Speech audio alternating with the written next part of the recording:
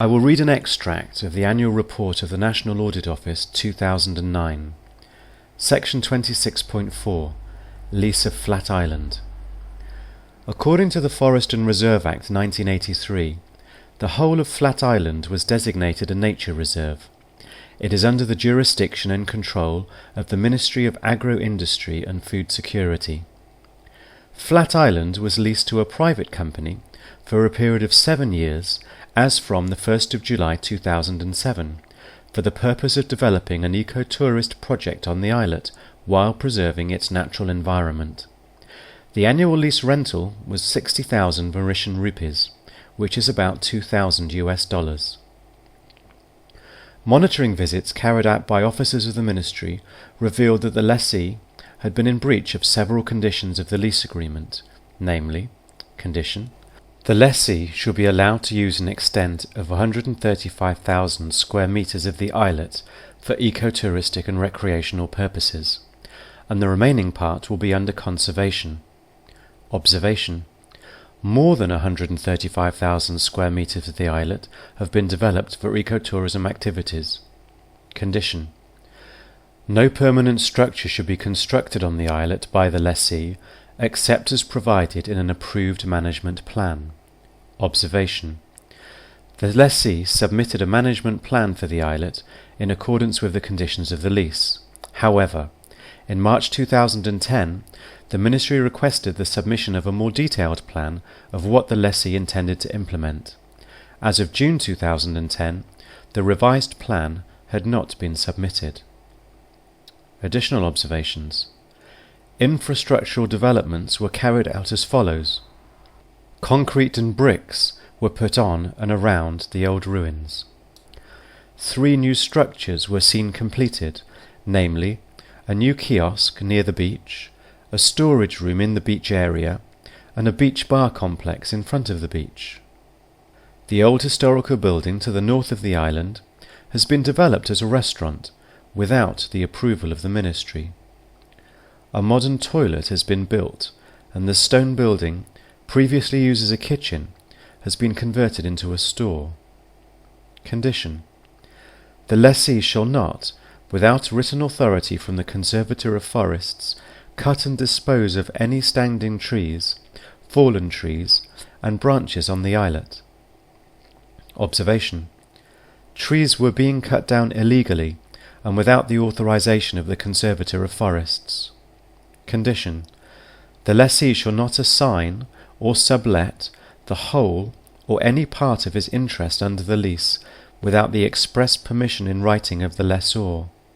Observation: the restaurant seemed to be managed by another private operator.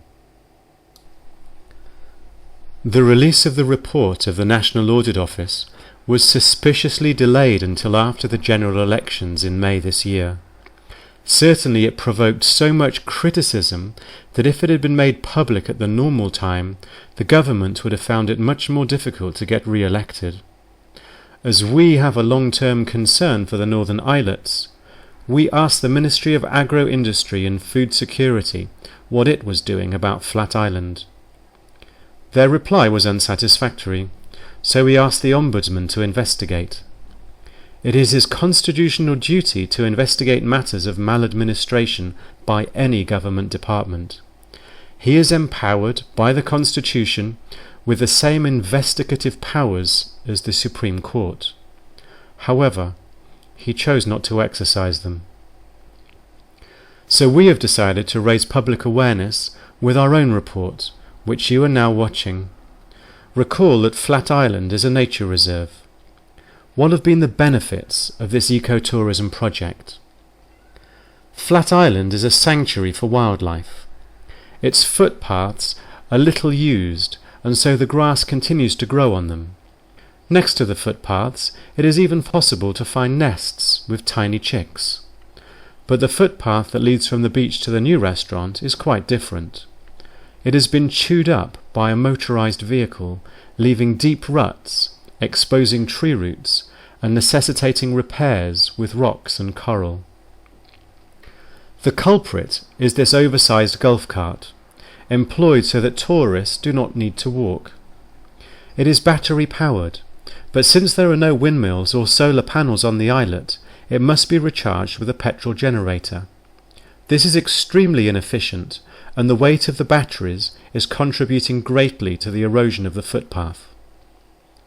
We had hoped that the islet had at least been tidied up. However, we found cushions from previous users rotting in the bushes. There was even polystyrene packaging from the new installations, and clearings strewn with bits of paper. Closer inspection revealed that it was actually toilet paper, and yes, you are now looking at human excrement. In other words, shit. So is this ecotourism? Back to nature, Mauritian style? What is more remarkable than these criminal violations of the law and unforgivable desecrations of nature is that they are being perpetrated under the very noses of law enforcement agents. Clearly the National Coast Guard stationed on the islet are turning a blind eye to the many contraventions that have been identified. Maybe they have too much work to do on this near deserted island. Here is their motorised dinghy. Perhaps you are wondering about the yellow cylindrical object in the foreground. It is a fixed mooring buoy installed by the NGO Reef Conservation Mauritius so that the boats that visit the islet do not have to use their anchors, which devastate the corals. The Coast Guards are using it as a roller to get their boat out of the water. Hidden in the bushes, we made the most surprising discovery of all. This is an illegal fishing net, complete with floats and weights. We tried unrolling it and gave up to avoid attracting attention. So is this the reason that the Coast Guards are not upholding the law? Are they criminals themselves? Gamekeepers turned poachers? So there you have it, ecotourism on Flat Island. Is this a step in the right direction towards sustainability?